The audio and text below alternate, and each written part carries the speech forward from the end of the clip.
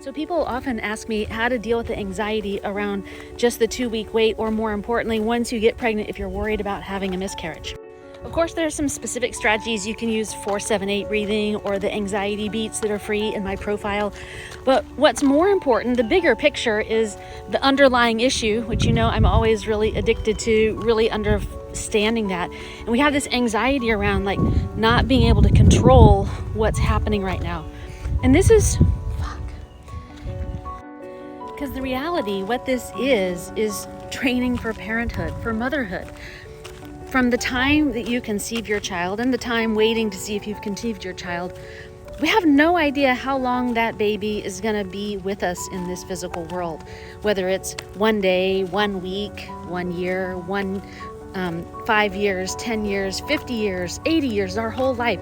We just don't know, and we want to try to protect ourselves from the pain of losing them. But the reality is we can't.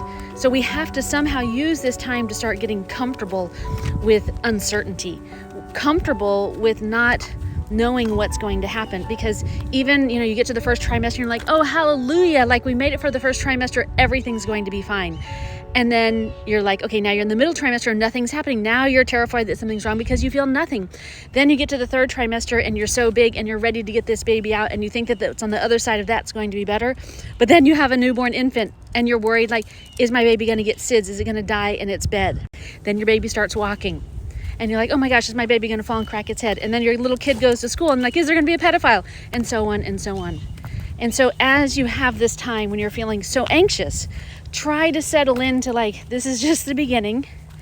I have to focus on being present with my pregnancy, or even the process of being pregnant, rather than being in the future, worrying about what could happen. Because this is where most suffering happens. In Buddhism, they say most suffering happens either in the future or the past. This is actually great news because it means you have a lot more control around your experience of anxiety than you think. So when you feel really anxious, the trick is to then say, am I in the future, the past, or the present?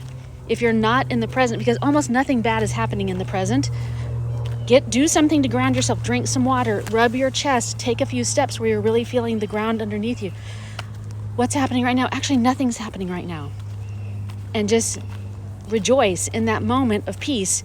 And keep reminding yourself every time you get more and more anxious, like, am I in the future or the past? The future or the past? That is your secret.